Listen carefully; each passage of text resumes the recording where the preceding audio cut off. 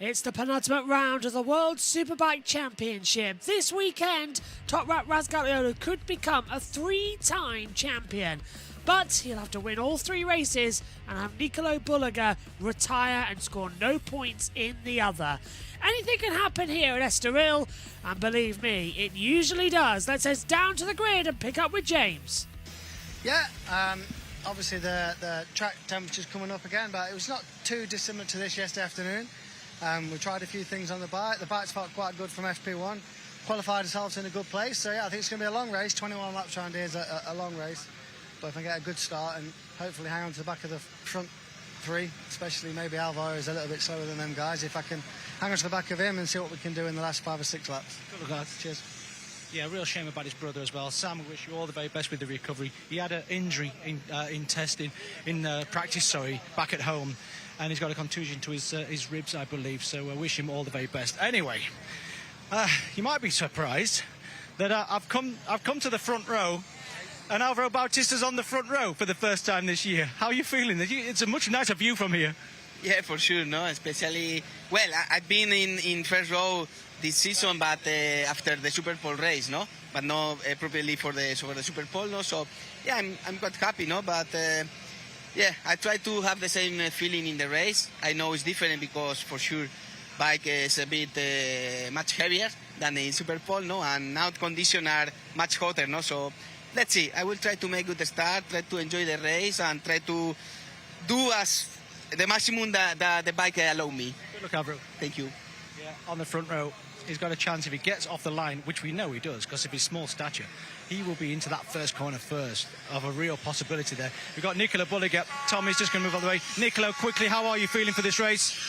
Yeah, quite good. We missed something on the feeling, but I hope we find something during this race. Good start in the first corner, that's the critical thing, isn't it? Yeah, for sure. Start well, for sure, is good. Good luck, Nicolo. Thank you. Yeah, it's crucial here, absolutely crucial. And George Villegas there, the president of the FIM, he's warming up for this race as well, but we've only got a minute left of this grid walk, so I want to talk to the pole position man, the man of the moment. How are you feeling? The pressure or not? A little bit, but like always, you know, I'm just focused on the race. I'm just make a small plan, but the best plan always I make it in the race, and maybe you know also that feeling. And you know, I'm just focused on my job. I'm just waiting the race. We have a last 4 minutes, just waiting. Do you have a tactic? Do you go to the front? Do you try and push the pace? Do you try and clear off? Or do you just watch behind what's happening with the Ducatis? I'm trying to do my pace. Yeah, I'm just trying to do my pace. My pace is also not strong, and I know him also. He has a good pace, but we will see. You know, I'm just trying to do my best. Good luck, Toprak. Focus to my lap times. Good luck, Toprak. Thank you. It's crunch time. This is World Superbikes Race 1 here in Estoril. There's 36 points in between the dynamic duo of Nicolo Bulliger and Toprak Razgatlioglu. If Nicolo Bulliger wants to be a world champion this year, he has to beat this man here in race 1. Back to you, Greg. JT, I'm actually going to pick up quickly because I'm going to talk a little bit about what's happening down here. I mean, it's hot, isn't it? You know, you're on the grid.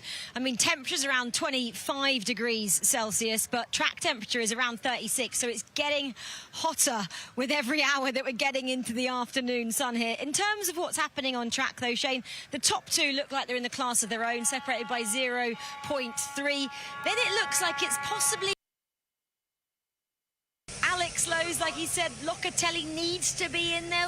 Where are you going with this one? Well, I think it's going to be an interesting race. You know, they had similar temperatures yesterday afternoon. 36 points in it. The reality of this race is Nicolo Bulliger has to beat Toprak Razgatlioglu. The rest of them can battle it out for third, and there's going to be quite a few of them in it. The battle for third is going to be fascinating, but the head-to-head between the two guys at the front of this championship is going to be mind-blowing. Alex looked quietly confident, do you feel? Alex looked very confident. He likes to kind of... Like he said on his interview in the grid, you know, to James, he said that Alvaro Bautista doesn't seem to have the pace of the front two. The front two are on another level, but, you know, the battle for third is for everyone to fight for. So Alex is very good at conserving time. Motor fantastically this year, and yeah, we wish him all the best and hope he can get it on the podium. And all eyes will be on the top Yamaha as well, because it is Jonathan Rea on the second row in 6th position. It's great to see him finally back at the sharp end and really fighting and looking like he's going to be in for a good outing here in race 1. He seems to be enjoying himself as well as the end of his career becomes ever closer. I'm so happy. Are you not so happy for him? I am happy for him. I feel like he's found his mojo again, and you know, he's riding the bike. He looks free on it. Looks like he's really enjoying it. Riding the wheels off of it. Come on, Jonathan, you've got this. So Shane thinks Jonathan Rea for the win. I don't know about the win, but no, podium maybe. Well, what a race we're in for. Toprak versus Nicolo Bulaga. That's what we're going to see? Well, we'll have to wait and see. Let's hand over to Greg Haynes and JT for this one. All set then for round 11 of the World Superbike Championship as we get underway at Estoril. Scene of so many great titles over the years. What are we going to have witness? It's race 1 ahead of us, 21 laps. And Toprak Razgatlioglu's got a chance this weekend to be crowned World Superbike Champion.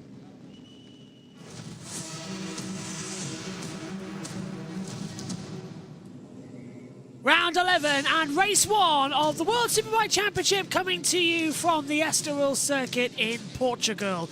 Here's your grid then. Toprak Razgatlioglu's on pole position alongside Nicolo Bulaga and Avio Bautista. The front two setting a record lap time in qualifying. Then we get row 2, that takes us to Alex Lowe's, Javi Vierge alongside Jonathan Rea starting his last 6 races. Then we get Remy Gardner, Andrea Locatelli, Axel Bassani, Andrea Iannone, Ryan Vickers alongside that of Michael Vandermark, Gert Gerloff, Tam McKenzie, Aikulu Kanoa, Yari Montella, Tito Rabat, Batin Sofagulu alongside Takashiki Nakashima, Bobby Fong and Ivo Lopez at the back of the field.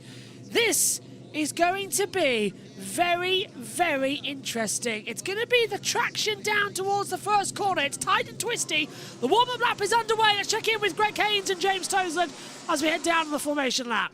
Races for World Superbike, any of the 2 Portuguese rounds are always highly recommended by us, not least because Miguel Oliveira, of course, will be bolstering the crowd numbers. It's going to be a great atmosphere here at Estoril and Portimao next season when he joins Petrucci at BMW. Talking of Danilo Petrucci, we do need to say congratulations to him because he has now amassed enough points to claim the Independent Riders' Championship. So he's won that again for the 2nd season in a row. But Petrucci, due to an accident in the gym when he was doing some injury prevention, he's damaged his right hand and damaged some screws and the bone in his right hand, so he's out of action. Sam Lowe's, a training accident, is out of action. And Michael Ruben Rinaldi has a stomach virus. So 3 of the top runners are out of this race. Let's see whether Rinaldi can recover for tomorrow. James Toseland, the weather conditions are just about perfect. Great atmosphere. You've been down on the grid. How's it feeling down there? How do you call this one? It's absolutely wonderful. You know, the wind's died down as well. It's perfect conditions for riding motorcycles. You could do it a little bit cooler, I must admit, but there's the confirmation of last year's results. It was 2-1 to Toprak in the long races. But this man, Nicolo Bulaga, in the Superpole race with that qualifying tyre on was absolutely incredible. I've just got the tyres through, Greg, and Toprak has the ST2 front, the harder front. And there's the Jonathan Rea's podiums and wins and pole positions. It's going to be some time before anybody beats that. Can the number 65 get number 265 podiums here in race 1? But like I say, Toprak is the only one on the first 2 rows on the harder front tyre. Is that going to hinder him around that long apex last corner? Why would you want to use a harder front tyre then? You get a little bit more support from it, mainly because with the grip of the rear tyres now with these Pirellis, it's putting so much force on the front because of the corner speed and the entry speed that they're doing and the force on the brakes. We know how forceful Toprak is on the brakes. Yep, and it is going to be very difficult as they head down towards the first corner. So Toprak is on 523. He is 36 clear to Bulaga. Here we go then. It's time. 21 laps ahead of us. The red flag is gone at the back. Green flag will be waved. And we will get this race underway. Lights are on, revs are up, lights out, we're underway. Good start from Bulaga. He'll go level down towards turn 1 alongside Toprak. Is anyone going to have a little bit of a look on the inside line? Bit of a false start there. Many of the field moved before the green light. Downhill and towards turn 1. It's Bulaga leading. Toprak down to second. Contact! 4 riders down. This will be a red flag. in the middle of the field, everyone up and away, but that is 4 down. Michael van der Mark, Sofaguli, Bassani, Nakashima at the back as well. Toprak's gone back up the inside of Nicolo Bulliger. Down in turn 3, he's retaken the lead. But a terrible start as they come back round into turn 7. No sign of the red flags at the moment. Let's see how quick the marshals are. Bautista up into 3rd position. Jonathan Ray stays in 4th. Bulliger keeping onto the back of Toprak as they come down towards that braking zone.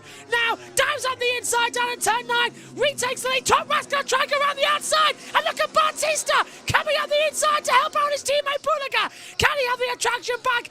Toprak's going to go defensive. Into the chicane we come. 1 and 2 together. And it's still Toprak down to 2nd position. Bulliger's dropped down a couple of places as well. Nakashima, Sofaguli, Van der Mark and Bassani all crashed out then in the first corner. Through we go, and up into 3rd place goes Britain's Alex Lowe's, the Lincoln lad, making his way up.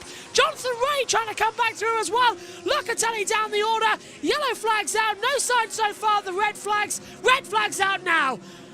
So there's the red flag to stop the race on with lap 1. It will be a total restart then to this World Superbike race number 1. It had to be a red flag. 4 down to the first corner. Well, a cracking opening lap, but it's all stop, and we will go again. Race stopped. It'll be 21 laps again. The first lap was not completed, so it will be a restart to the grid. Toprak on pole. Bulliger will go in 2nd. Anybody who's eligible to restart the race on that original accident will be able to do so. But a terrible start as well. The red flag out before we get back to the first corner. Now it's being put that Bautista had the lead, and well, they've all got it clear at the first corner, but the amount of marshals out there and the narrowness of the first corner means that we have to stop the race. There's oil down in the middle of the circuit as well, so we're looking at around a 10-minute cleanup plus the restart time, so about a 15-minute delay. But the red flag is out. The race is suspended. And it goes with Bautista, Toprak and Bulliger will go again from the front of the field. Let's send it back downstairs then. I'm not quite sure what's happened to him at this point. Here's Tasmac. Has he got any damage? Yeah, the right winglet's disappeared. Look, that's gone. Yeah, and his handlebar's gone all the way in as well, so he'll have to get that straightened back out again. This is Axel Bassani. Again, the right-hand side, the handlebar's going to need replacing on that as well. So the engineers have got a lot to do. Let's hear what the riders are saying. Sometimes you can get a little bit of fruitful language in this scenario when the adrenaline's pumping just as these riders are starting the race. Yeah, don't forget Van der Mark here was involved in that collision. And we're talking about some fluid that's being dropped on the track, and as you say, James, it will be a 20-lap duration. So the race red flagged due to the start incident at turn 1. The new schedule is to be announced, but it will be a 20-lap race. Van der Mark himself is back. Oh, and this is good news. This was our one doubt. Nagashima's in. Let's listen in.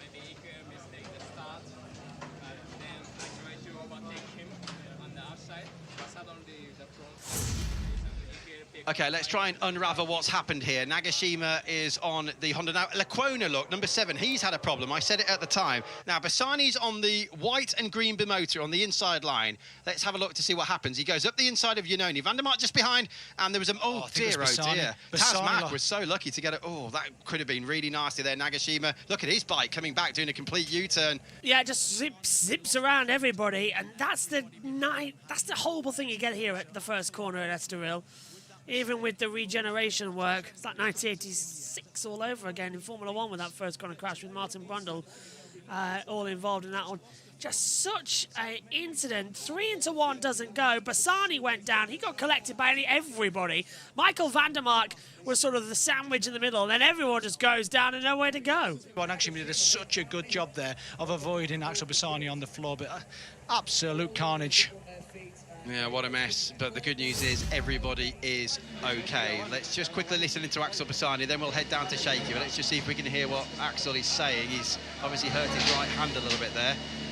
But, I mean, what did Bulliger say to you on the grid? Bassani took me off at the first corner, and arguably then, I think it's fair to say it's the second time Bassani's caused the first corner collision in 2025. Shaky Byrne then is down in the pit lane. I'm not quite sure what's going on here. I've got Axel Bassani's bike right in front of me. As you can see on camera now, they're just wheeling out the spare bike. the first bike doesn't look too badly damaged, if I'm honest. One of the sensors is off, I can see that. The fairing was broken, handlebars not broken. You know, that bike that's literally just gone down the road has just been put away. Fired up the spare bike, you know, this team, the Provec team, JBMotor team, you know, they know what they're doing. They've been here, they've done this before. They got a spare bike there, completely ready to go. Axel, you know, it sounds like it was his mistake. He's made a small mistake down into turn one, very, very easily done. But this spare bike's out now, being fired up, being warmed up, and yeah, hopefully Axel will get out in the restart. Thanks very much, Shaky. See if you can maybe pop down to BMW as well, because I can tell you Michael van der Mark's bike is actually being retrieved now. I believe it's on the back of the truck being brought back, but obviously Michael's back in. All the riders are fine. That's the good news. Safety car now going out to check the track as well and do the rounds. There it is, the Subaru that was new, the all-electric Subaru that was new this year.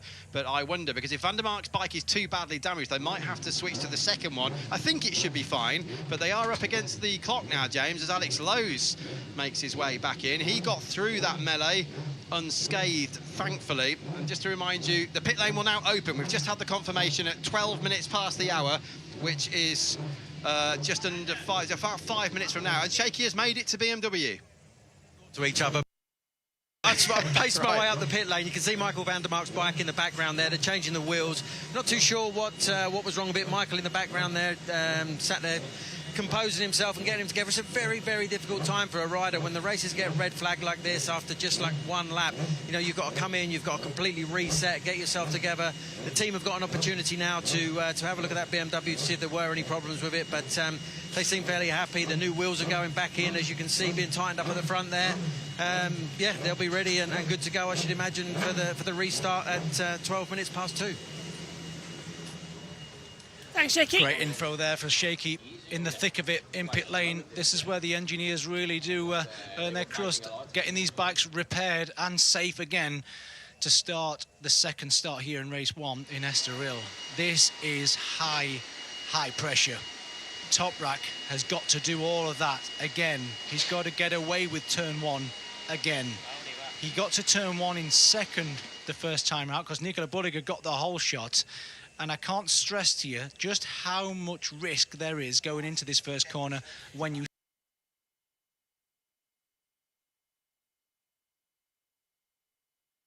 so you're at least in third gear, doing well over 100 miles an hour, close to 130-40 miles an hour, I bet, until before you hit the anchors. You can see Nicola Bulliger there just getting to some advice from Raponi and Serafino. There's the BMW fans, and they'll be shouting for this team with Michael van der Mark. Look at the engineers here, putting a different front wheel in. You've got Marcus there, the chief engineer to Michael. You got all the TNT crew down there with Shaky and a brilliant drone shot of this pit lane. And it is really, really high pressure. What would you do now with tyres? Would you use the same tyres you've just started with, or switch to some newer versions of those compounds? I mean, they're allowed to go to a different compound as well if they want to, although that's unlikely. But what would happen now, typically, in terms of your tyres? Well, you've only got an allocation of 10, really, yeah. So in a whole weekend. So, you know, you've got to save them also for tomorrow, for the Superpole race and race 2. And there's a big question mark whether the qualifying tyre will last the race in the Superpole race. So you might need 2 X's, because most of the riders were all on the X, and the new development front tyre was used quite a bit as well. So I would say that most of them are on the same set they've just started, because you exit the pits, you come to the grid on a quick start procedure, and then you nod to your engineers, and then you do a warm-up lap once again straight away. So you're not really taking any damage out of the tyres, but hold your breath, because, you know, doing 3 starts here at Estoril with race 1 Superpole, race 2, doing 4, it's a whole different kettle of fish. And as you can see, the fans, the anticipation here is building, and the heat as well is also building. So the more this track heats up, the slippier it will get, and the more easy it will be to make a mistake. And usually the hotter temperatures favour the Ducati, but time will tell. It's 38 degrees Celsius now, track temperature. We've been coming to Estoril on and off since 1988, when Davide Tardozzi and Stefan Mertens did the double for BMotor. And here is the BMotor Andy Lever's there, the electronic brain with the laptop, who's got that plugged in. It's data acquisition, it's known. They don't have telemetry, the live to shore telemetry as in Formula 1 car racing, but they do have data acquisition. Sam Lowes is on the sidelines, I'm afraid, as are Petrucci and Agata, but at least he has the pleasure of having a chat and a visit from Shaky Bird. Thank you, Greg. Yeah, Sam Lowes may be on the sidelines, but he's right beside me right now. Sam, thank you for taking this time to have a quick chat with us. Obviously, your brother Alex was out there. He was right amongst it in that race up into P4. Firstly, how hard is it for you to sit here and watch the race go on? And secondly, how's Alex going to go in this restart? Yeah, it's obviously hard to watch, but the way I felt after just a few laps this morning, it made the decision quite easy. But yeah, he's doing good. He's got good pace. I think it's the top two are in front. Obviously, they can see that from the qualifying and from the rhythm. But Alvaro maybe in the group, and I think there's a few, Johnny, Locker, they're all on similar pace. I think Alex can do a good job. He's a good start, good first 3 laps, like you always need, and then get in the race. But I'm thinking top 5 and fight for the podium. Are you going to go and give him a pep talk on the grid, or are you staying out of it? No, I've given him his talk. He's on his own now. You've done everything you need to do for him. Well done, Sam. Thanks, mate. Thank you. Cheers. Yes, Sam Lowes is a tough cookie, so even though you can't visually see that injury that he's sustained, it's so physical riding these superbikes around this track or any track. If you've got any type of injury like that with your ribs, if anybody's had a rib injury or a break, it's one of the most awkward breaks and injuries that you can have when you're wrestling something round, and also just breathing. You know what it's like when you've injured your rib. It's you know, it's even difficult to even breathe, never mind anything else. Top Rank now comes down the pit lane though. As the pit lane opens, we are just about to start this restart here in Estoril, and Axel Bassani has another go at it. Well, let's hope he's careful. He didn't actually hit someone. He lost the front, and it was a chain reaction that knocked off a lot of other riders there, but it was quite similar to what happened, not quite so bad, but similar to what happened in Hungary when Andrea Iannone triggered an incident. But as we say, it is the second time this year that Bassani has caused a turn 1 crash, and the same thing as well, losing the front end and wiping out other people. He did it with Buliga back at Misano. Now there's the number 95 of Taz McKenzie. He just touched other bikes, knocked off his right winglet, damaged the handlebar on that right hand side as well.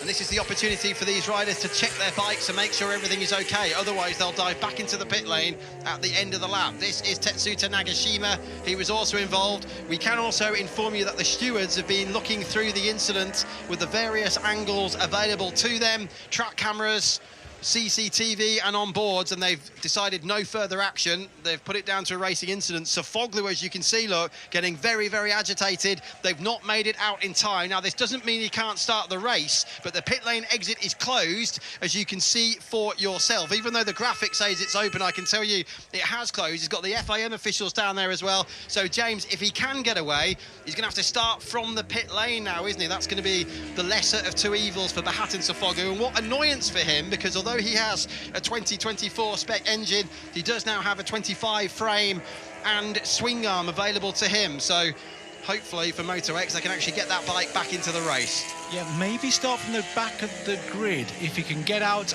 with them once this restart goes. Yes, true. If you can join the warm-up lap, yes. If you can join the warm-up lap, he should just be at the back of the grid rather than the pit lane, which is better because it's a long way round, because the pit lane exit is all the way around the first corner and in between turn 1 and turn 2. But here's the starting grid there. Obviously, Toprak and Bolliger and Bautista still on the front row. Yeah, exactly. So let's just reiterate that. If Sofoglu makes the warm-up lap, he's at the back of the grid. If he does not make the warm-up lap, he can start from the end of the pit lane. But even then, it's going to be full of uncertainty because he's not going to be able to get a proper lap in unless he joins the warm-up lap. There you are. He'll be 18th on the grid if he gets going. Bobby Fong's with us this weekend as well with the Attack Performance Yamaha R1 after an extremely controversial end to the Moto America Championship. 20th on the grid. Full electronics over in Moto America, but Dunlop tyres, so he's getting used here to Pirelli. There is Bahattin. And this is a crucial warm-up lap now for him. Is everything feeling okay? He's looking around, he's checking things. And as you can see, look, he'll start at the back of the grid after missing the sighting map we've just had. So he will leave a gap. There's the gap, 18th on the right-hand side. So that'll leave a nice space in front of the Honda of Ivo Lopez as we get going again. We lose 1 lap now from the original race distance. So we're down from 21 to 20. 2/3 race distance now is the end of lap 13. That's important, because if you get another red flag after 2/3 distance, they would not restart the race and full championship points would be handed out. The reason we're restarting from the original positions is because it was stopped before the end of lap 3. 99 will start the race from the back of the grid, we've just been told as well. So Bahattin Sofagulu will start this race further down. As you can see on your timing monitors. Here we go then, ready again, this time for 20 laps after a delay of about 15 minutes is what we were expecting out there on the circuit. I really hope the championship goes down to the final round, says Tig as well. Peter says fun would start near the front on the Motor America bike. That is true, coming into it as well. What does he say? Tom Booth almost made in the World Supersport race earlier on. Yeah, that's going to be an interesting one to look back on. Just a reminder, next weekend, I'll be with you on the Friday, Omi will be with you on the Saturday, and I'll be back with you on the Sunday to come through. So they come into it. Let's check in with the boys. Pressure. This man here overtook him into turn 1, and he could see the possible advantage that the guys had got around him. So just to be safe, he's gone for the same tyres as everybody else around him. But it doesn't really matter. They've all got to pile into turn 1 once again. And there you can see, I'm sure Dorna and everybody's, they're hoping to increase the wins and podiums and poles for this man. He's got one more chance to get to 45 poles in the next time out in Jerez, obviously. But is this going to be a podium? Could it be a race win for Jonathan Rea with how this man's got to fight for every single point in this race? It also Everything can happen. Yeah, sorry, James. It also means with Jonathan retiring that Tom Sykes will keep his pole position record. So that's the only one, isn't it, really? Yeah, Tom Sykes keeps that pole position record away with Jonathan Rea not being able to take it this weekend or the next. Here we go then. 20 laps this time by. As you can see, the computer changes over. Top rack again on the right side, down towards the first corner. Bulliger got the better start last time by, so can Top rack learn from what happened 17 minutes ago? The red flag is removed from the front of the field, green flag at the back, and here we go for 20 laps. Once again here at Estoril, the lights will come on, and it is go again. Much better getaway this time from Top Rack. Bulliger lifts up the front wheel. That's going to allow Bautista to have the run downhill in towards the first corner. Look at Jonathan Rea trying to go. And both the Ducatis get through on the inside line of Top Rack. He's down to 3rd position. Is Locatelli going to fancy a way through on the inside into turn number 3? Yes, he is. He's down to 4th. Top Rack's down to 5th. Jonathan Rea's going for him as well. Round the outside. Terrible getaway this time from Top Rack Razgatlioglu. Brilliant start from Evio Bautista. Bad getaway from Bulliger, but he's managed to save it with the equally bad start from Top Rack. Into turn 5 and 6 we go. Everyone's made it through this time clearly. Bautista leads, Bulliger 2nd. 3rd now goes to Locatelli. 4th goes to Top Rack. He's moved ahead of Jonathan Rea. 5th goes down to Alex Lowe's on the inside line now as well. This is still the battle as Top Rack battles hard against Jonathan Rea, who forces him wide, so Top Rack's through on the inside. Bautista leads. Jonathan Rea's getting a little bit squiggly there on the exit on the Yamaha YZF-R1. Downhill we come in towards turn 9, then into turn 10 and 11 of the chicane. All looks good so far, and that is the best getaway. Oh no, Yowie Montella's crashed. Is up the inside. Top Rack forces out Jonathan Rea wide, and Andrea Locatelli. Locatelli's down to 5th, Rea 4th, Top Rack goes to 3rd, but that barge manoeuvre, how will the stewards feel of that? Incident turn 6 is currently under investigation. We're getting from race control. Not sure what that's come from. There is Yanni Montella. He's out of the race, so we're down to 20 riders. The last one is Ivo Lopez as well. And look at Nicolo Bulliger, who's going to pull alongside Bautista down to the first corner. Teammates should help you out here as well. The two Ducati Panigales V4Rs, as that is, again, that is Andrea Locatelli, I think, battling with Jonathan Rea over what is 4th and 5th position. So, better start than we were expecting. Much cleaner getaway. Here's a replay, and this is Top Rack diving up the inside for 3rd position, forcing out wide Andrea Locatelli, and that allows Jonathan Rea to slip back through on the inside with awesome traction to come through. So, and Bulliger's still in 2nd place as well. He just had a go on Evio Bautista but missed out, and the 5 is now actively not competing. That's all, well, we know that's Yanni Montella. But remember, if Bulliger fails to score points and Top Rack wins both races and the race tomorrow as well, he'll have it in the Super Pole. What are we going to see now? as Bulliger's again dropping back a little bit. Toprak's going for it, laying the brakes. The two championship rivals going to make contact. Bulliger goes out wide, and Toprak forces his way through. These two continuing out their battle that they had from Aragon 2 weeks ago. Fabulous run. So now Toprak's back to second. The less points that we have for Bulliger means that Toprak can wrap it up this weekend. To remind you, Toprak would have to win all two, well, the two main Grand Prix races, plus the Superpole race. That's all three.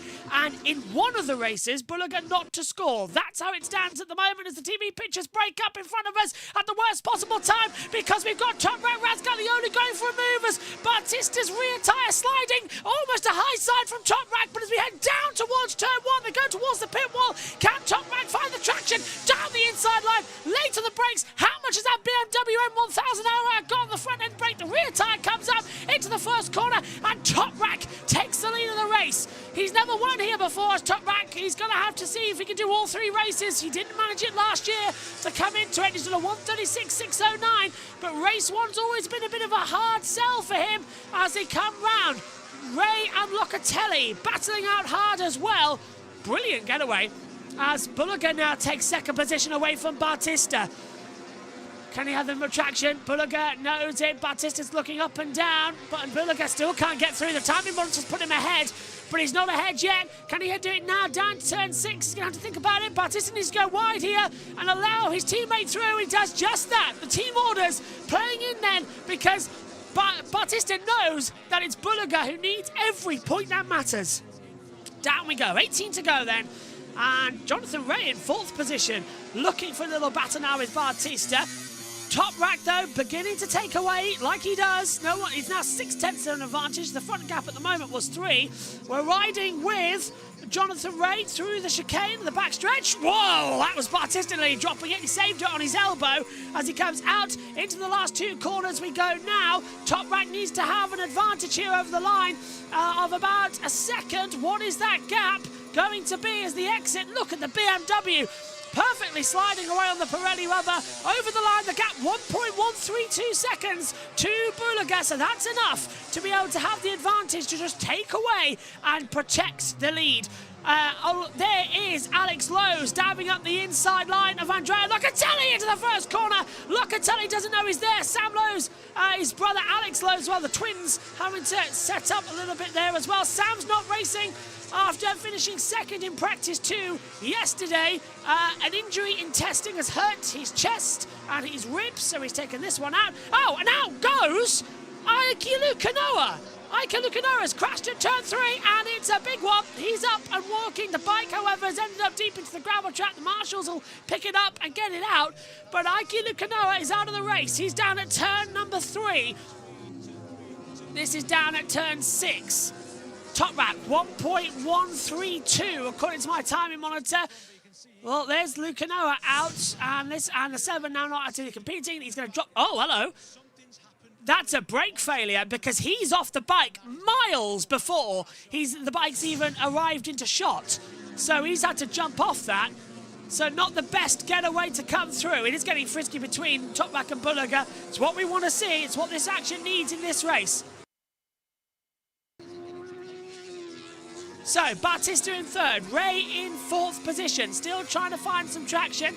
Ray now 2/10 faster than Batista on the last lap time by. Batista's now trying to give his teammate Bulliger a little bit of traction down towards turn 1 we come. Look at the 19 as well with the neon yellow sticker as they head down towards the first corner. The Ducati has the pace on the straights, but they don't have it in the corners as Locatelli now goes. We're trying to look around the outside of Jonathan Ray, the 55 of Locatelli, the 65 of Jonathan Ray. Nothing going on there as they still come in. The 99 must immediately leave the track, a technical problem. So that's the 99 of Bahatin Sofagulu, who's been told to retire on the circuit due to a mechanical problem. So, unfortunately for Sofagulu, he was involved in that original accident, so must have a more serious issue than we thought. 16 laps to go. Lap 4 of 20, the rescheduled race 1 here at Estoril. Toprak leads Bulliger, Batista, Ray, Locatelli, Lowe's, Vieje, and now we're seeing as well, through on the inside, is that, that's the 99 leaving the track. Yes, that's Sofagulu leading through. That was Bobby Fong who just went past.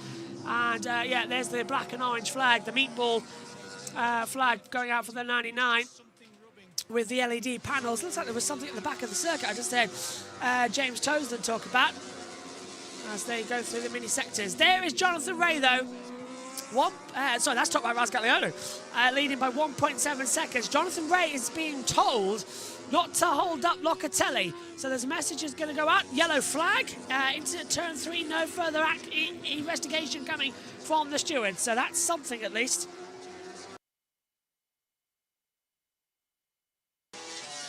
Over we go again. So watch out for Jonathan Rea. Has he now got that slipstream down towards the first corner? Looking on the inside, but no, Bautista still got it. So it's just now the case of follow my leader and make sure that the tyres don't disintegrate. No tyre pressure issues in World Superbike like we see in MotoGP. It's quite the opposite. It's more akin to what we see in Moto2 and Moto3 with the Pirelli rubber, where you have to keep your tyre pressures. Well, just you've got to keep your tyres alive, really. It's not tyre pressure, it's tyre grip. So lift off, make sure you've got enough life left in them, and then go. The pressures don't really come into it in the junior categories. Look at this, though, from Bautista. He's holding up around about... he's holding up Rea, Locatelli, Alex Lowe's, Xavi Vierge, Gardner, and Ian Oni. So it's going all the way down to 9th position at the moment. Oh, Bautista's gone a little bit wide. Rea's trying to look up the inside.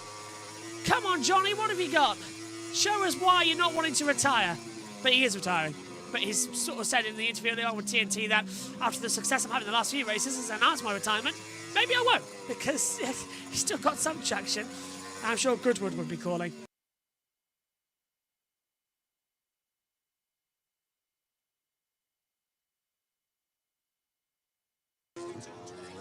So, look at this as Michael van der Mark now down to 15th position. Has van der Mark crashed and we haven't got it up on our monitor? Van der Mark, well, there's all change in the timing monitors now as they came over through the first sector. I'm not entirely sure where that has come from.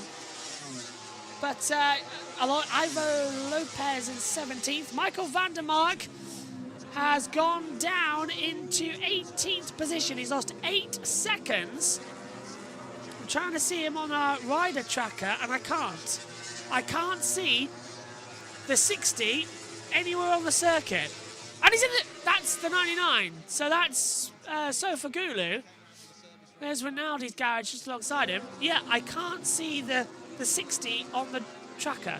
Transponder's not working. It's just flashed up with now race control messages. Okay. So I'm not going absolutely mental there. Look at the battle coming off in the midfield there as well. Bautista's now let Bulega go. I'm surprised that Bulega, he's doing what he usually does, let Toprak have the advantage at the front and then just go and grab him later on.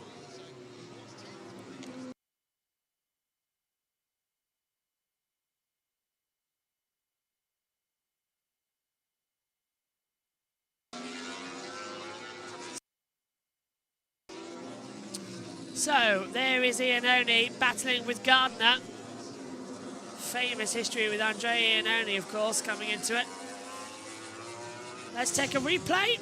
And this is Ian Oni on the inside line of Gardner. Battle for 8th. Does Gardner make a mistake? Yes, he does. Just twitches and runs on the inside. And that's typical Ian Oni. Holds no bars and throws it back up the inside. Now, Bautista's under pressure this time.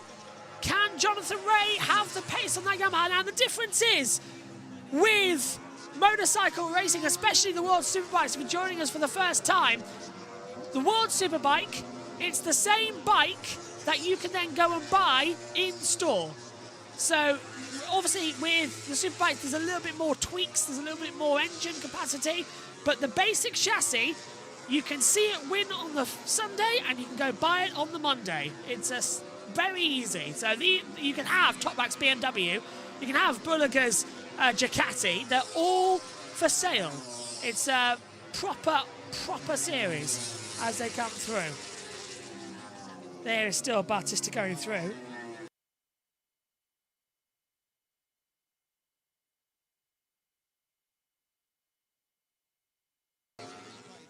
Let's have a look at Avio Bautista. Rear tyre starting to get a little bit of rubber traction on it. Front looks okay though. Jonathan Rea is holding him together to try and keep that through. What a start. What a race. this is turning out to be.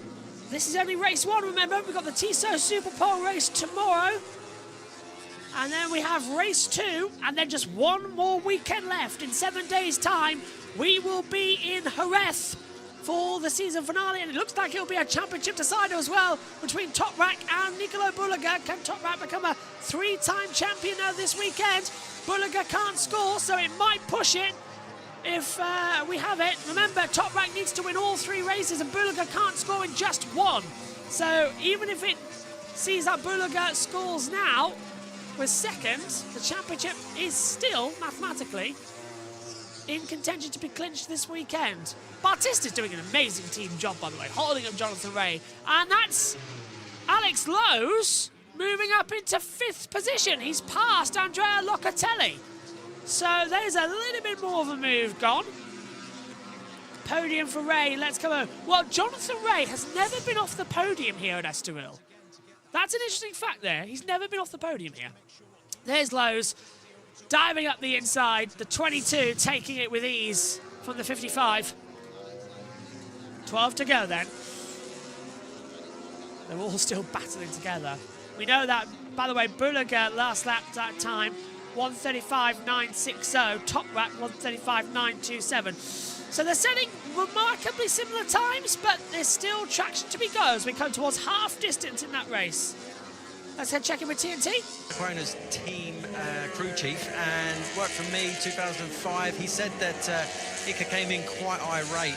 It seems there may have been some sort of coming together between Taz McKenzie and Iker that potentially forced Iker out. But another thing I noticed as well, coming down the pit lane earlier on, was Bahattin Sofuoglu. You guys mentioned that black and orange flag, but Bahattin ended up riding back anyway. So maybe a penalty to be issued for race 2 for Bahattin. But Iker all okay, but potentially a collision. Thank you, Shaky. Down there in the pit lane, Shaky Byrne, of course, World Superbikes down and British Superbike champion several times over, coming into this one as the racing action to come through.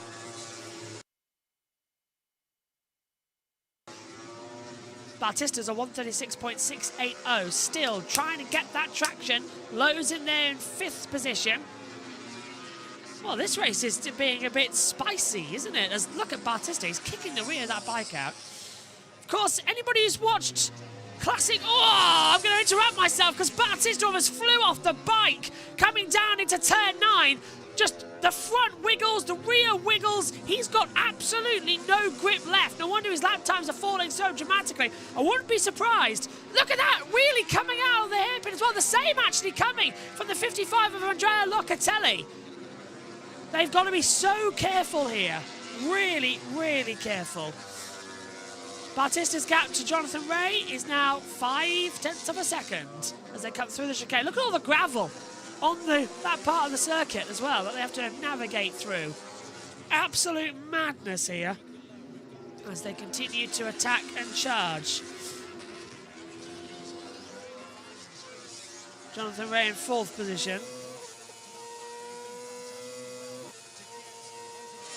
This is Toprak's onboard that we're looking at on the top right corner.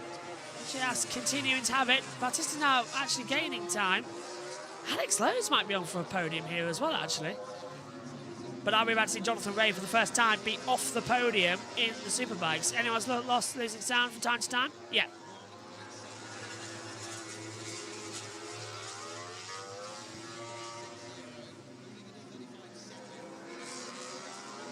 Yeah, it's the talkback system, if you're wondering why the audio is going to talkback. So as they come through, so Toprak still leading, Bulaga 2nd, Batista 3rd, Ray 4th, Alex Lowe's in 5th, Locatelli in 6th position. Gerloff's just moved up into 10th actually as well. So there is still some traction coming through. Trying to see what Lopez... I feel sorry for Lopez actually as well. 1:39.589. Toprak still leading. For some reason we're not seeing his sector times. Anyone else notice that? It just says lead, lead, lead. I'd like to see what his lap times are coming into it. Right, let's check in with James Toseland. We've all got a job here, haven't we? We've got to look at the times on the left-hand side. This scrap in the middle of the picture. Toprak there with the puffy clouds of Estoril above him, but it's not going to be as calm on board that bike because the gap's come back down again to 1.5 seconds. Toprak's good in the first split. He's equal to Nicolo in the first half, but Nicolo Bulliger on this second part of the track is 2 or 3 tenths faster than Toprak. They've done exactly the same lap time on that lap, but Nicolo's done a fantastic job of keeping the pressure on Toprak to see if he can force a mistake if he cannot claw that gap back. But it's 1.5 now at the start of this lap. Oh, that's Alvaro Bautista must have made a mistake. Yeah, Bautista's made that mistake coming through. That's going to allow on the inside line. Ray's looking for it, can't get through. His Lowe's going to try and have a manoeuvre and outbrake him. Toprak's dominating. He's 1.5 seconds ahead at the moment. The battle for third position is completely on. Still finding a way through.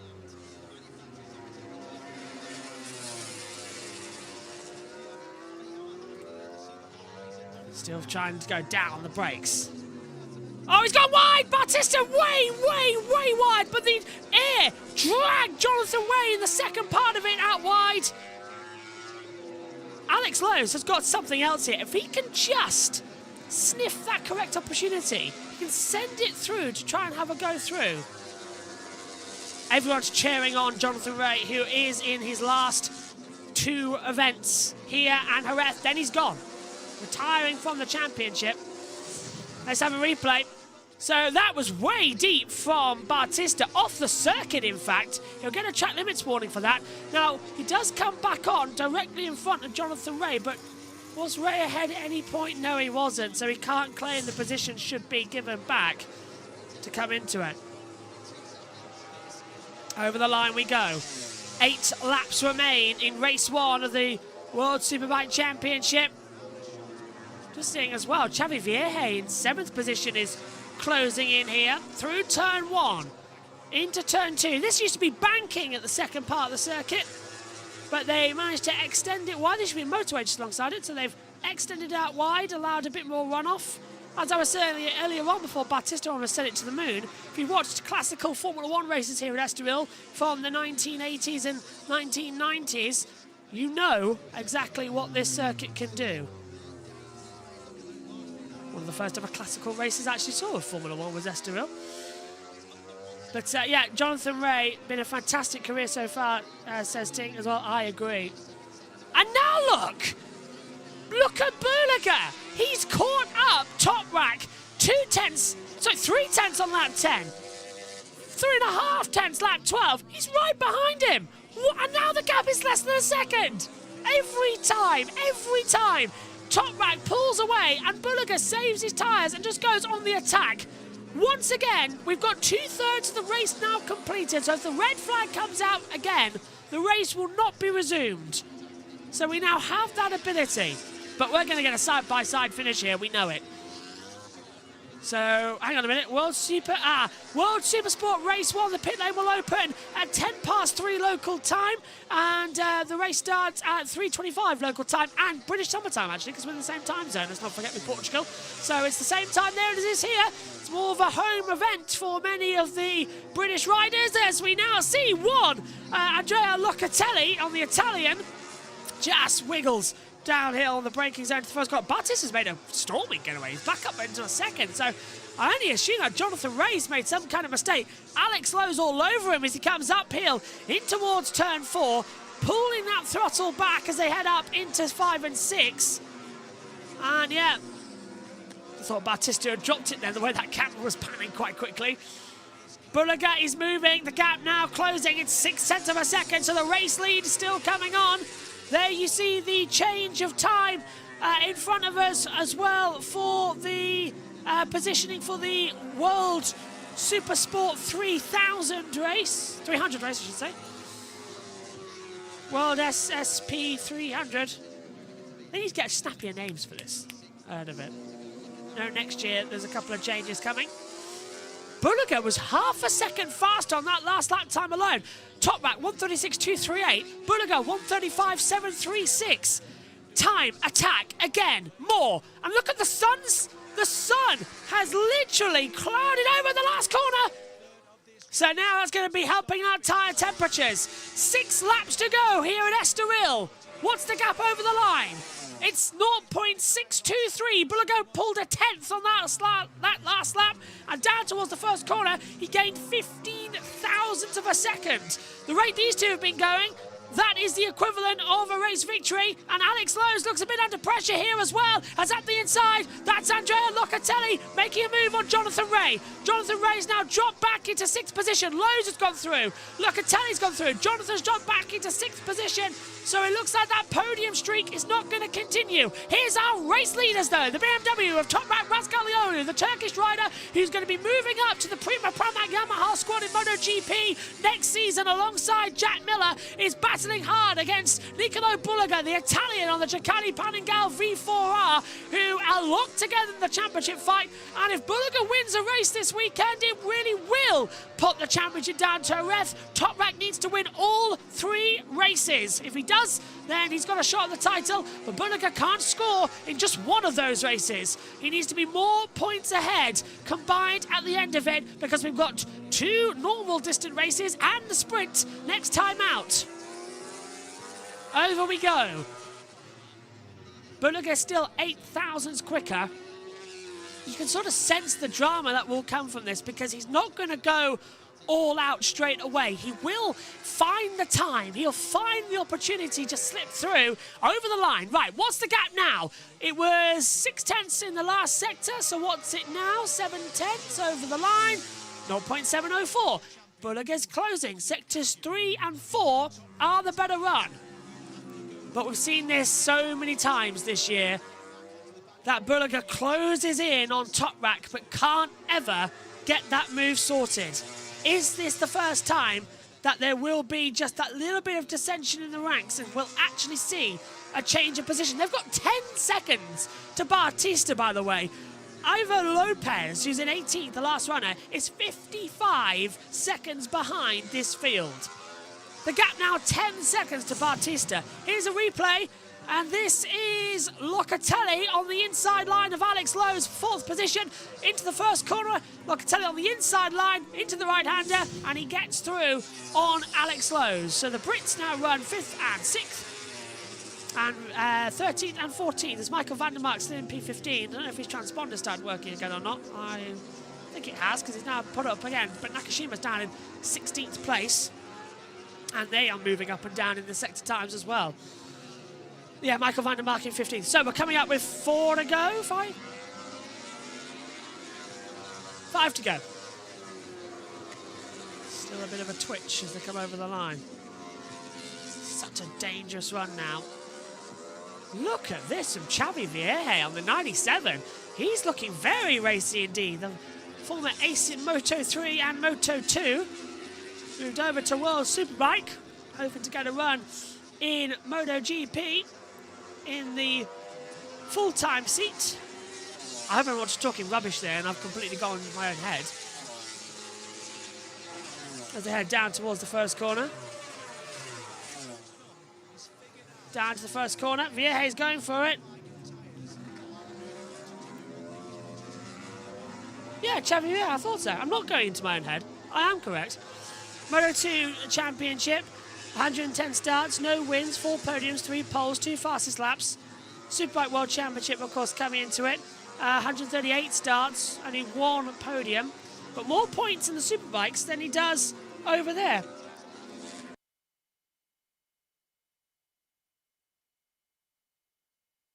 So here we go again then.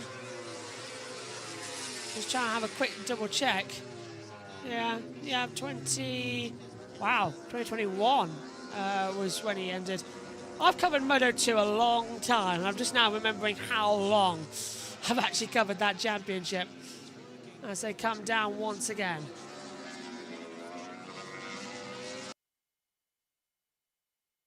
The gap now 1.1 seconds actually between Toprak and Nicolo Bulliga with 4 to go. I'm still convinced that there can be a gap unless Toprak's pulled out something else from underneath the bag. So now we're looking further back. There is Xavi Vierge in the 97. Andrea Iannone's closed back up. He's got 2.3 seconds on Gardner, who passed earlier on in the race. So again, more time. Iannone hooking onto the back of Vierge. Down towards the first corner. Is that Ducati going to make a move on the inside line of the Honda CBR 1000 RR Dash-R? Nope, but again, we're seeing as well a bit of rear sliding coming through. Still in traction zone. And he's through on the inside. Vier's going to slip back through and give him a little bit of a cheek. So Ian only tried for a move exit at turn 2, didn't get through. Vier slips back underneath him. So now the traction zones are coming. So it looks like Jonathan Rea is going to hold on for 6th position while these two battle for 7th and 8th. Michael van der Mark still in 15th. He's flashing green on the timing screen. What else have you got? Oh, you know, he's a bit twitchy, but so was Vierge. Both going wide. The tyre's getting old now. Remember, they have done a couple of extra laps than they were supposed to with the red flag.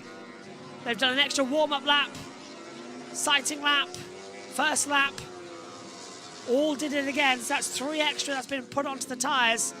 And even at crawling pace, they are still getting used.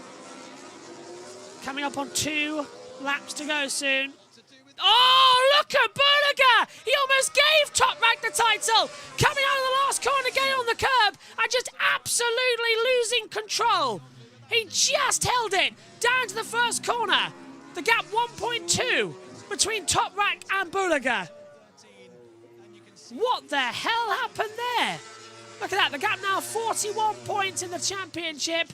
Top Rank needs to win all 3 races and Berliger not to score in just one of them. And he's got the title.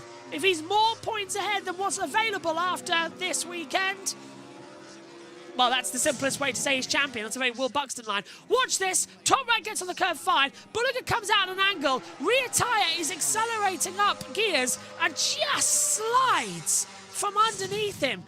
Nothing that could have been done. That was terrifying. And he would have felt that. And, well, new underwear will be coming for the Super Pole race tomorrow morning at 10.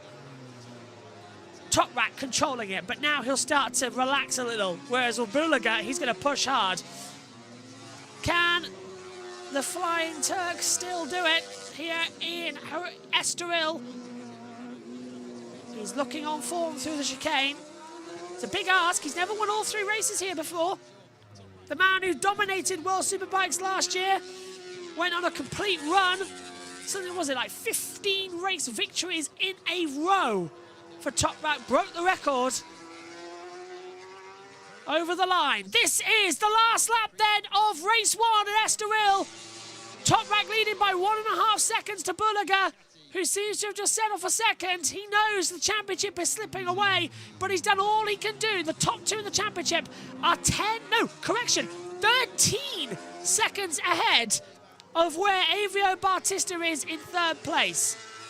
The Super Pole race tomorrow and race 2 will be even more critical. Super Pole race with the resumption of the grid set from the race victory of this one. So Top Rank will be on pole, Berliger 2nd, Bautista 3rd. And race 2 set with the results of the Super Pole race. A little bit of a camera breakup as they come through. What a way to spend a Saturday. It has been domination for Top Rank Razgatlioglu, the Turkish rider, once again mastering the craft. He broke the track record earlier on in the day. Not once, not twice, not 3 times, not 4 times, not 5 times, 6 times. He's broke the track record here today. Top Rank has been flying. What can he do when he goes to MotoGP next year for Yamaha? That's going to be something to watch. It's into the last sector, and it will be down to the line. Top Rank does it again. Bautista's going to be 3rd, with Locatelli in 4th. As they come through, we're watching the wrong focus here from the top 3. Top Rank Razgatlioglu will exit the last corner now. He will approach the line. 1 out of the 3 done, and 1 hand on the World Championship for 2025. Top Rank Razgatlioglu wins Estoril race 1. Nicolò Berliger in 2nd, Avio Bautista in 3rd. The fight back just wasn't possible from Berliger today. He'll have to see what he can do later. Bautista 3rd, does the team well. Locatelli 4th, Alex Lowe's in 5th. Jonathan Rea in 6th, does not get that podium But we've got 2 more races left. The Tissot Superpole race, the sprint effectively, and then race 2 tomorrow. That's 1 out of 3 done for Toprak, and desperately what he needed to do. Bullock 2nd, Battista 3rd, Locatelli in 4th. 5th, Alex Lowe, Jonathan Ray 6th, Vieille 7th, Ian Only 8th, Gardner 9th, Gerloff in 10th. Brilliant from Gerloff, actually, to get some points. Bassani 11th, Vickers 12th, Rabat 13th, Mackenzie 14th, Michael Vandermark 15th, and the last points paying position 16th from Nakashima, 17th Bobby Fong, 18th Ivo Lopez. 3 out. 3 out comes from Sofagulu, Aikula Ganoa, and Yari Montella, plus those who didn't start. And the World Superbike Best Independent Rider has been crowned of Danilo Petrucci. So Petrox has won the Independence Championship despite not being able to race this weekend. Danilo Petrucci has now been confirmed as the best independence rider of the season because nobody in that previous race was able to beat him. Wow. Jonathan Race, 2 more chances, says Cryptic Gallows as well. That's indeed the correct point. So once TNT come back, we'll see the post-event celebrations and we'll head back down to Greg and James. And also with us this weekend is Rachel and Shaky in the paddock for all of the reaction. Results have now been confirmed. So race 1 of round 11 of the championship is confirmed. Oh, and thank you very much to Peter Lewis, who has put in a special thank you message as well as donating $1.99 as well. That's very kind of you, Peter. Thank you very, very much. So, what a race. We're doing all again tomorrow with everything, but we've got more coming today before we hand back over to TNT. Coming up shortly on JB Motorsports 2, in about an hour's time, we've got the 3rd race on the Italian F4 at Mazzano. At 6:30, we've got the NASCAR Cup practice and qualifying from Las Vegas. 9 o'clock tonight, I'm back on the call for the NASCAR Xfinity Series as well. And at 4:45, our coverage begins for the IMSA Motul Petite Le Mans 10 hours. And that will be underway from 5 till 3 a.m. So make sure to tune in for that as well. Right now, though, let's head back down to the pits. This is so far, and he, I'm sure, in tomorrow morning's 10-lap Superpole race on softer tyres, of challenging for just one more ever so special career podium to take number 65 up to podium 265 at the end of a glittering career for JR, which has just seen him start his 466th World Superbike race here at Estoril in Portugal this afternoon. Nicolo Budiga pushed Toprak Razgatlioglu to the limit and beyond. But I think he's pushed himself to the limit and beyond and ends up 2 seconds behind. With 10 laps to go, he was catching him. He got the gap down to half a second. Toprak adapted to the circumstances, as all the greats do. Something we've said so much over the years about Valentino Rossi, whether it's circumstances on any given day, any given weekend, changes in the weather, changes in the rules, changes to the tyres. The true greats of motorsport are the masters of adaptation. And that's exactly what Toprak's done here today, having switched from the hardest available front tyre to a softer version during a red flag, went back out there. Was very, very cautious, dropped to 4th place when the race started, and picked them off one by one to come through for another victory here. And it maintains, as he goes up on the front wheel, his 100% success rate of podiums. 13 podiums for Razgatlioglu from 13 race starts he's had here at the Autodromo Estoril on the outskirts of Lisbon, the Portuguese capital city. Rachel, Shaky picked the bones out of that one. It just looked for a while as though he was catching him, but Toprak is the master, isn't he? It did, didn't it? From about 8 laps to go, it was down to 0.8, and I'm sure Nicolo Budiga thought race on in that moment, but we know the end result. It wasn't to be. 41 points now, the gap between Toprak and Nicolo. It's grown from 36 at the start of the weekend. Shane, in terms of, I guess, a blessing in disguise, was it the red flag, the mistake from Axel Bassani, meaning we got a restart, meaning Toprak could change his tyres?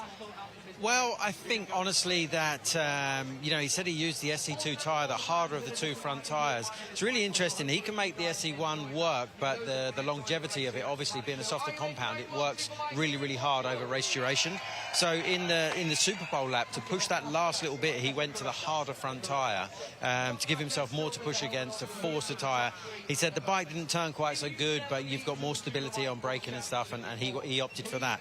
He was going to run that tyre in that first race, but in the end decided against it, swapped the tyre, and as you said, was that a blessing in disguise? Who knows? Possibly, because, you know, both actually of the starts didn't get the best starts, did he? He kind of dropped down the order. This is the second, this is the restart when we started from 20 laps instead of 21 full race distance. He dropped straight down to 5th, it was, in the end, after a couple of laps, a couple of corners. Yeah, and I think what would have happened, to be honest, is that he would have put a new front tyre in for the start of that race, gone out and done the one lap, and, you know, just kind of tried to find his feet a little bit. You know, Toprak's style and the way he rides that bike is all on the front end, but you know, when you've got a brand spanking new front tyre in there and you've gone out literally on the sighting lap, and that's all you've had on it, you want to make sure that tyre's up to speed, because whilst he talks about, he talked earlier on, didn't he, about getting this first race out of the way, and if he can win that race, then he'd make a plan from there. He knew he had to do that, and if he'd have gone into the turn one there with a soft front tyre in and tucked the front,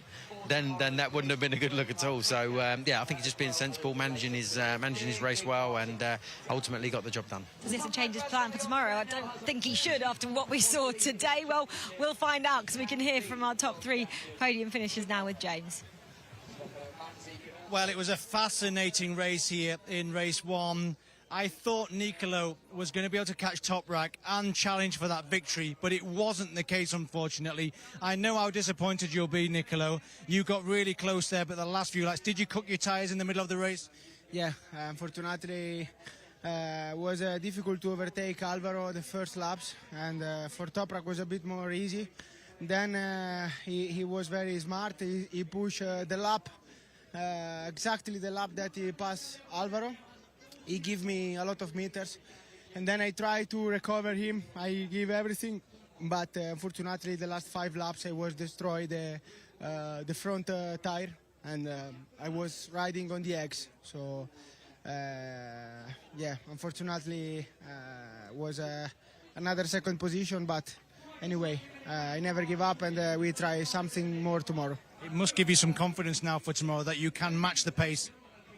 Yeah, honestly, when I see I was catching him, I was charging myself, because I was saying, okay, you can do it. But yeah, anyway, we will try tomorrow. A great effort, Nicolo. Congratulations. Thank you. Yeah, absolutely brilliant it was, and there were 2 Ducatis on the podium. Obviously, Alvaro Bautista is just going to do his dawn interview as a crowd appreciates the veteran here in World Superbikes. The Portuguese fans really, really enjoying that, but it is Toprak Razgatlioglu gets another victory here in race 1. I thought I was sweating a little bit halfway through that race. Yeah, because he started catching me. I'm pushing so hard, and I feel that some corners still bike not really good, but I feel after laps, because I'm pushing so hard. And the Nicolo is the middle in the race. He have a more grip than me. He's start catching me, and also I did 1 lap mistake. But after, when he starts sliding, I'm feeling, we are now at the same level, because he's also start spinning. And after, I'm riding a little bit better and more calm. And finally, I'm win again. But we have 2 more races, but we will see tomorrow. Did you have to change the electronics or something on the bike to just sustain that pace? For this race, I changed something, but still not 100%. But tomorrow I will try the different setup again. Congratulations, Toprak. Thank you very much. Yeah, and it was another... Toprak Razgatlioglu wins here then the first race of the weekend, with Bulaga in second and Bautista in third. The best way possible. Let's have a word now again on another field. How was it for you? Looked a long race there in third. Very long race. I mean, just looking the front rider go away is not easy, no? Because it's the maximum today I can achieve, no? Mid race, I had some issue with the front brake, and I had a problem in turn 1, and I lose a lot. But then I try to recover, I adjust the lever, and even with the adjustment, I felt like a more sponge feeling, and well, I didn't want to push more because I felt like no safe, no? But in any case, I'm happy because we get the maximum we can. We get important points for the championship. So let's see if tomorrow we can keep this pace, this feeling, and try to get the maximum. What do you need? Obviously, the third place looks possible for you tomorrow in the races with the pace that you've just had. What are you going to try and find tonight to try and get onto the top two? Because you're going to need to help Bulliger if he's going to want to win this championship, right? Well, I think nobody have to help other body, no? So last year, I remember here, I helped him to don't take out points from him, no? But this year is different. He has more experience and he has to beat the top rank because, sincerely, I don't feel that in this situation I can beat, no? What I need to remove some kilos from my bike, for sure. That's the first thing, no?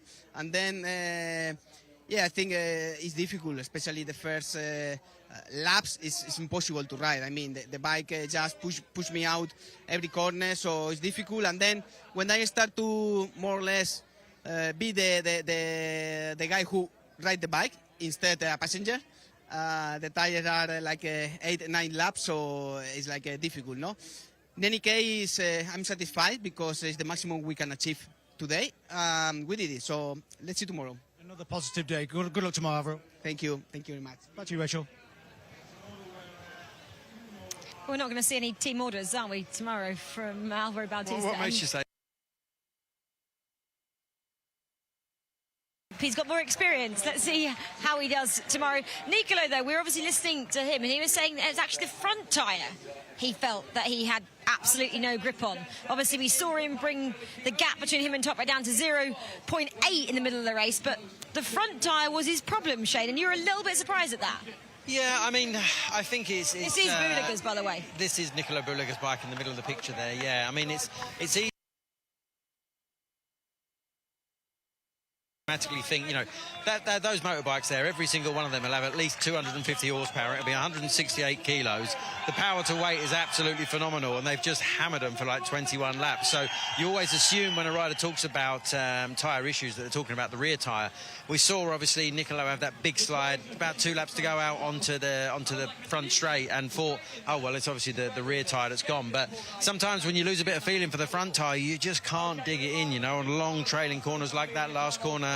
You know, the bike doesn't want to turn. You just can't make it grip and dig in and turn for you, and that's obviously what he struggled with a little bit. But you know, they'll do some work now.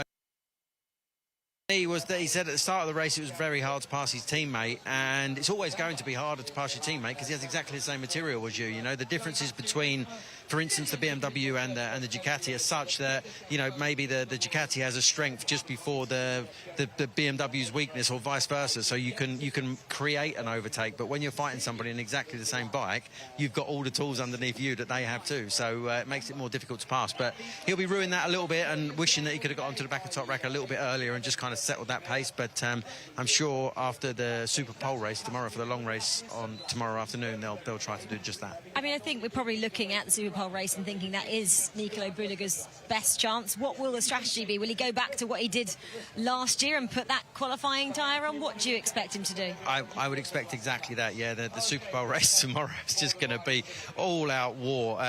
One thing I'd really I'd like to say, we'll say after. I think we're going to go back to Greg now, aren't we, on the podium? But yeah, well, I've got one more point I'd like to make in a bit. You can keep going. We're still walking. Can I? I was going to say that I wish more than anything that they would take the weight off of Alvaro Bautista's bike and not tell him. Send him out tomorrow and just pretend the weight's on there and see if he complained about it at the end, because I don't get that. You've I had never enough have. Of that, haven't yeah, you? I'm over it. I know. Shane's over that. I'm sure Greg is as well. But Greg won't say. He'll be sat on the fence ready for the podium, won't you, Greg? I'd like to take some weight off myself. If anyone can help on that front, that would be helpful. But thank you very much. Yeah, Shaky, you feel free to talk for as long as you like. It's really interesting to hear the thoughts of you guys down there, and James as well, who's just popped back into the commentary box. A lot of people complaining, though, aren't they, about front-end issues, whether it's tyres or spongy brakes. Certainly looking at the Brembo brake information, they do consider this one of the harder circuits on the calendar. 4 out of 5 difficulty in terms of brakes. They're on the brakes for 30% of the lap. braking zones, turn 1, turn 3 and turn 6. So hopefully they can get these issues sorted out. And I agree with you, Shane, it's going to be absolute chaos in that Super Pole race. And are we going to see Jonathan Rea on the podium? Bautista then certainly is on the podium. And he now is on the podium for the 123rd time in his World Superbike career. Only 7 then now behind Troy Corser for 3rd in the record books. 51st career podium for Nicolo Budiger, moves him 1 ahead of Alex Lowe's and just 6 behind Raymond Roche, the 1990 world champion, on a Ducati. Ducati's first, actually, the Frenchman, former Grand Prix rider Raymond Roche. And Toprak Razgatlioglu, is there any stopping the man? 169 podiums, 13 from 13 for him on this circuit, and a 20th victory of this 2025 season. That's already 2 more than he had last year. And there is Sean Muir, the team principal for SMR. We're still awaiting an official confirmation, actually, on whether BMW will race on into 2027 and beyond. But the way the likes of Petrucci are talking, suggesting that they wanted him and Oliveira for their Michelin tyre experience, would suggest they're going to be staying here when World Super switches from Pirelli to Michelin rubber in 2027. Of course, MotoGP will go the other way. Once again then, for the 20th time this season, it's the Turkish national anthem for Toprak Razgatlioglu.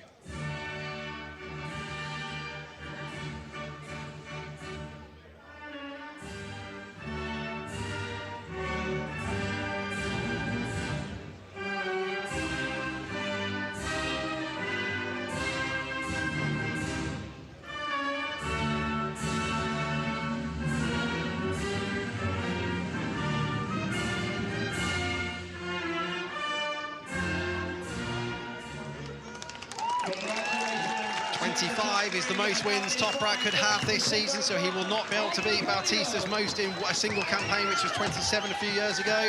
No, he won't be able to do that, but it is champagne time here at Estoril for the first race of the weekend. What an amazing atmosphere here at Estoril. 1 done. Can he get the next 2? And don't forget, all it takes is Bolliger not to score in just 1, and Toprak is the Superbike champion. We'll see you again tomorrow for all the action. Coming up today, though, as I said, next up, it is going to be the IMSA WeatherTech Sports Car Championship and their season finale, the 10 hours of the Petit Le Mans.